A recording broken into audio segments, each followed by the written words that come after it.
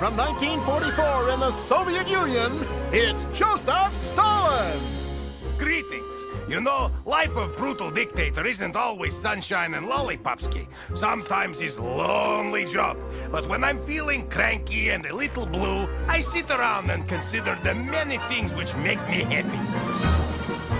Creating terror with government purges, acting out all of his monstrous urges. Big brother plots that would make Orwell blush. These are the things that should give me a rush. Spying and murdering Trotsky, vexing the West with his communist Potsky, turning our dreams into scary nightmares. That is the way I forget all my cares. When the Germans head for Moscow and the weather's vile, I simply look on as they all freeze to death, and that really makes me smile.